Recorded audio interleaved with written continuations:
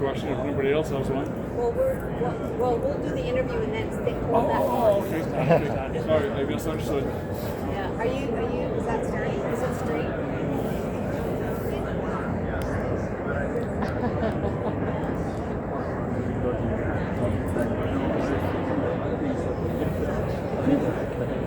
Okay, I'm going to get started because we want to be on time for everybody today. My name is Byford. I'm part of SRAG, the Environmental Sustainability Rotary Action Group, and I'm co-chair of the Plant-Rich Diet Task Force, a fabulous task force. If you're interested in joining, we have lots of fun and lots of friendship, and it's been just a wonderful experience. I have the honor today to interview Dr. Sailesh Rao. And he has many, many accolades, and it would take all my 20 minutes to speak to those. So we're just going to go right into the questions. Dr. Rao, you were designated a climate hero by the Guardian newspaper in 2023, which recognized you as a foremost voice on green transition and on the true scale of societal change required to save the planet. And in addition, I just want to mention that I saw an article, the UN Climate Change Executive Secretary Simon Steele in April 24 at Chatham House in London, England, stated quite unequivocally and shockingly that we only have 2 years left of serious work to save the world. So that was last year. Yikes.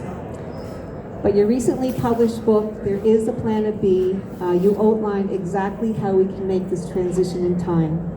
Can you please share with us your overview on what steps we need to take to help save humanity? Thank you so much, Don. I'm a systems engineer, so I try to figure out how do we make this transformation from what I call the systems of Planet A, which were climate heating systems, to systems on Planet B, which would be climate healing systems. So literally it's switching our mindset first and foremost. It's about first wanting to heal the planet. That begins by healing yourself. That's the beauty of nature as a system design, because I'm in awe of nature. I think nature is the perfect system design. And nature has made it so that when you heal yourself collectively, the planet heals. So I say self-transformation is the first step to planetary transformation. And that self-transformation is not only a physical health, but about your mental, emotional, and spiritual health. And it begins by knowing that we all belong exactly as we are on Earth. There is no one who is surplus and should be here. No, nature is the perfect system design. So we all belong exactly as we are, and we have been doing an amazing job of heating the planet, which is what we were meant to do in the caterpillar phase of humanity. And now we are being told, hey, you've gone a little bit overboard. Come back, cool it a bit, and we'll all be fine. And we don't have much time. Because she's also saying, if you don't do it soon, I'm prepared to die. Are you prepared to die? So that's the question she's asking us. So it's very, very urgent that we make this transformation, but it's a beautiful journey that we are on. It's about healing all of us first. And as we heal ourselves, the planet also heals. And the first step in that transformation is for the world to go vegan. And you may say, my God, how will the world ever go vegan in 1 year? Is it possible? And I say, if you have a fire in your home, is it possible that you'll stop drinking coffee and start pouring water on the fire? We would. We are prepared to change when we see an emergency in front of us. We are a very adaptive species. And what I'm here to tell you is that this is an emergency. We are in an emergency, and there are signs saying this is an emergency, and there is a way out. Why wouldn't we do it? 280 million people are already doing it. What's stopping the rest of us? So that's where we need to start. Thank you very much. And I also want to add that Dr. Rao has books today to hand out, so if you need more information, there is a Plant Bee books. And he's donated these books for everyone who would like a copy. There's no charge.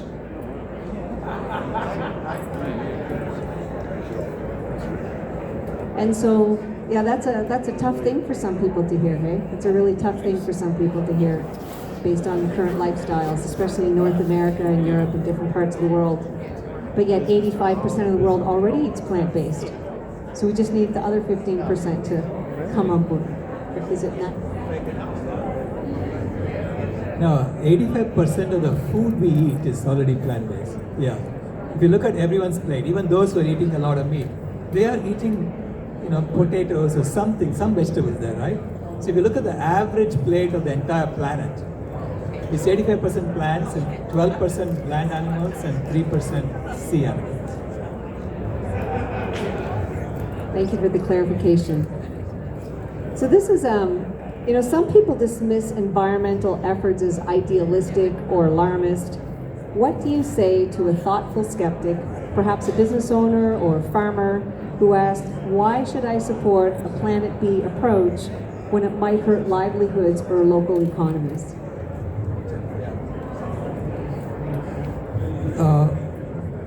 I would say to the business person, you need to support this because the only way the current Planet A is going to go is down. It's going down. And you can see it going down, right?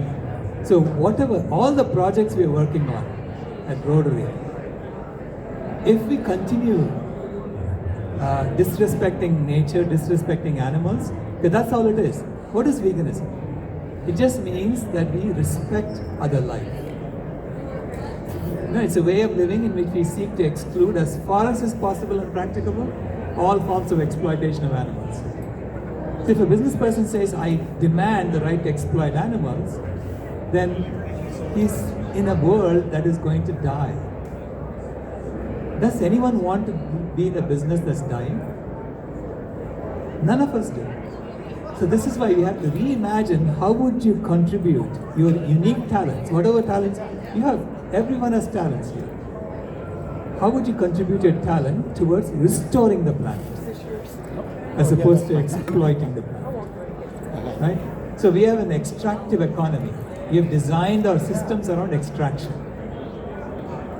And now we have to create a restorative economy. That's the need of the hour, right? And so how would you then contribute your business skills in a restorative economy? And that's what everyone needs to be thinking about. Thank you. Now, I had read that you've done environmental activism for a very long time now. And you'd kind of given up on humanity. You kind of thought, okay, I just think this is not, I just don't see these things changing. I don't see that this is going to work. After many, many years of research, you worked with, you actually trained through Al Gore and trained some of the people that he had, his people. You've done so much for this. But what brought you back at the end of the day? What brought you back from this brink of humanity's collapse, and what gave you hope again? I don't use the word hope because to me hope comes from a position of fear. It's someone brought me back to faith. And that was my granddaughter. Because I was convinced, before she was born, I was convinced that we were going to hell in a handbasket. There's nothing I can do, and I'm going to be watching humanity go down the tubes. And we were the only species that doesn't belong on Earth. That was my mindset, And I thought if you just take human beings out, the planet will be fine. In fact, I was at a sanctuary in the Western Ghats of India, and in that sanctuary, it was such a beautiful sanctuary that at night I could not even hear my sister talk. But there was such a loud din of insects. There was so much life. And I asked the owner of the sanctuary, who had come from New Jersey to create this sanctuary, how did you make this happen? And she said, oh, we did nothing. We just bought this coffee plantation, tore down the fences, and gave it back to the animals. And the animals did everything. I said, that's it? That's all you have to do to bring the forest back? She said, no. We also had to patrol the land and make sure that no human being comes inside.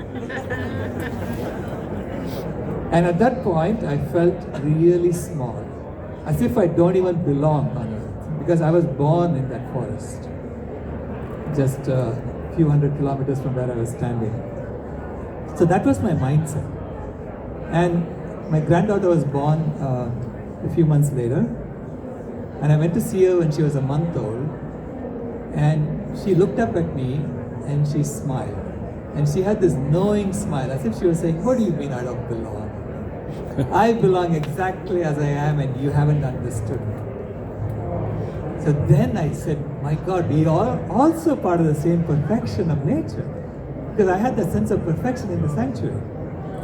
And I said, okay, I have to go back and look at all the things I've learned and look at it from the perspective that we also belong exactly as we are. And when I did that, it all made sense. It's like there is a scientific basis for what I'm saying. That we do belong exactly as we are. We are the caretaker species of the planet. Our job is to maintain the life support systems of the planet. Why? Because if you can change the life support systems and break it, you own it. You're responsible for it, right? And it was staring at me in the face all along. I said, oh, there it is, that's it. That's what we need to be doing. But right now we are heating. We are making sure that the earth can never go back to another ice age again. No more glaciations, right? So we are going to stay in the Holocene forever once we wake up and do this transformation to planet B. We have no choice but to do that. So that's what happened to me. I was brought to faith. The faith comes from love. The hope comes from fear. That's beautiful. Can you also share that you made a pinky promise with your granddaughter? Is that not correct? Yeah, I made a pinky promise to her because I had promised her that I'll never ever lie to her. I'll always tell her the truth. And so she asked me a question that forced me to explain to her how evolution works. So she asked me, who were the first human beings? And how do you explain that to a 5-year-old? So I said, okay, imagine that you're standing on the street and you're holding your mother by your hand. You ask your mother to bring her mother to stand by her side, and so on. So you create a long line of mothers on this side of the street, and on the other side of the street, you ask a chimpanzee to do the same thing with her mother and her grandmother and so on. When these two lines go from Phoenix to Tucson, they will merge. Because both lines are going to say, hey, that's my mama too. Immediately she just sat up in bed. She said, what? Are you telling me that animals are my family? I said, well, now that you put it that way, yeah, they are your family. She said, why are people eating my family? Grandpa, make them stop. And she started naming names of people she knows who are eating her family. And I was trying to console her. And I said, Kimaya, please stop crying. It's my job to make them stop. Immediately she stopped crying. She looked at me. She said, this is your job? This is your job? You know you haven't done your job? She shook her finger in my face and said, do your job. Then she asked me, when will you do your job? And I had calculated we were on track to wipe out almost all the wild animals on earth by 2026. This was in 2016, I made that calculation. So I told her, we better do it by 2026, otherwise we are going to be in big trouble. She said, will you promise me that? I said, okay, I'll promise you that. She said, will you give me a pinky promise? And to be honest with you, I had no idea what it meant. I said, okay, I'll give you a pinky promise. She said, hold out your pinky, Then she locked a pinky in mine and said, "You can never ever break a pinky promise." And I realized I made a very serious promise to her generation from my generation. And this is why I go around appealing to my generation. We have to make this happen. We have to make this transformation happen. And it's going to be fun, actually. It's going to be a great, we look back on it and say we did it. Yeah? And we will be creating peace on earth. Imagine that, right? Creating peace on earth is supposed to be hard. People tell me, hey, going vegan is hard. It's supposed to be hard. Are you up for it? Yeah? Of course, we can do this. That's such a beautiful story, and we can all relate to the people that we care for in our lives, and our grandkids and our kids and our rest of our family that, and even if we don't even have kids, our little nieces and nephews, and the babies that we see being pushed in the strollers on the street. And, we all love our animals that we have as pets, but we don't often extend that to the rest of the animals or understand that over only 4% of the world's biomass left is now wild animals.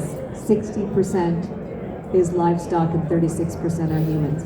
So we've taken away their homes and they have nowhere to live. So we need to do what we can to restore the land, and we can do that with plant-based, the vegan diet.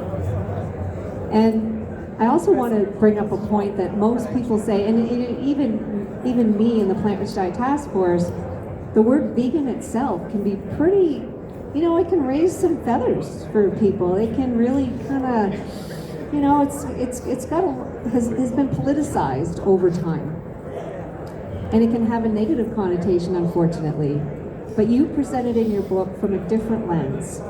And would you like to explain that, please? No, I realized that no matter what word we use to describe ourselves, they're going to make it triggering for the others. Because the meat industry is desperately doing this, right?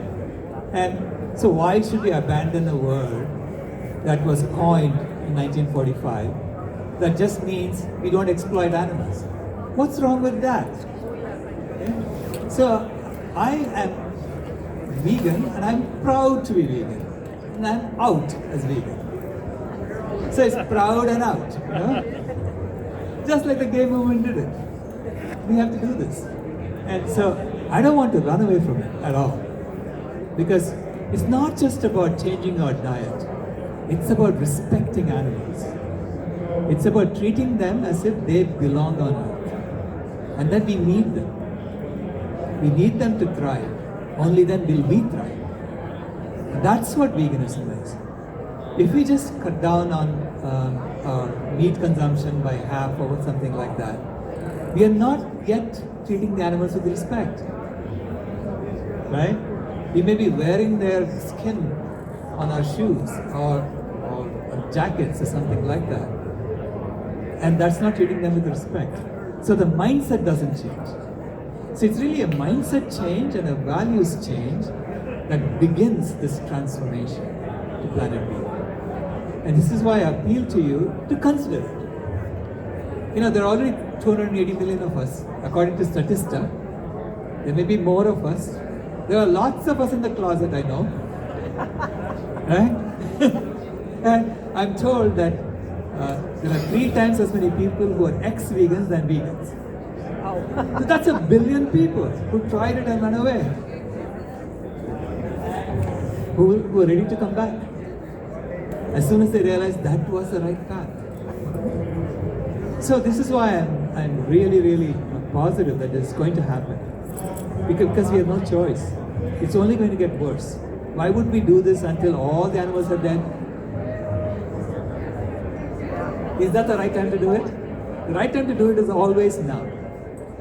This is why I promote the word vegan, and I also have an acronym for it. The acronym is Vitally Engaged Guardians of Animals and Nature. Okay, that's who we are. That's so beautiful. Vitally engaged guardians of animals and nature. Who doesn't want to be that, right? So beautiful. Now we're right out at time.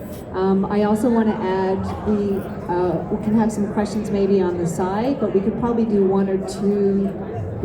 We have time.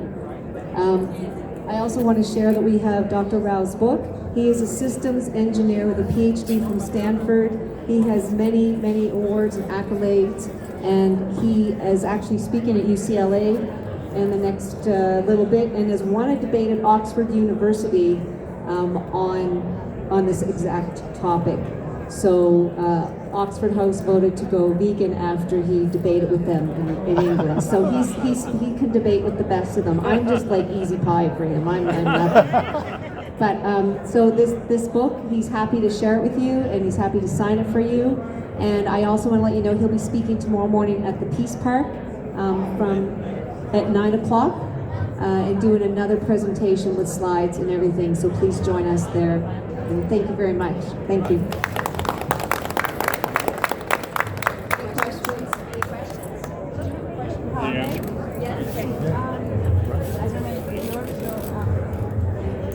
Thank you. It's really nice to hear, and I think you have given good reasons for all of us as to how to convince others for those interested. I just want to add, a lot of people are really worried about what am I going to do with my protein and how am I going to eat, how do I cook? I really don't know what else to eat with plants. So there's something called PRMC, Physicians Council for Responsible Medicine, Dr. Neil Bernard. He's on this mission for a number of years, and they have a website which is even have a weekly meal plans. So if you are convinced about what we're talking now, and if you want to make an action plan, I just want to encourage everybody to look at that website, prmc.org. It's PCR. No, sorry. Physicians Committee for Responsible Medicine. PCRM, I apologize. And there's also the Center for Nutrition Studies, T. Colin Campbell Center for Nutrition Studies. They have a lot of great information on there as well. Okay, and we have our Plant Rich 15-day challenge.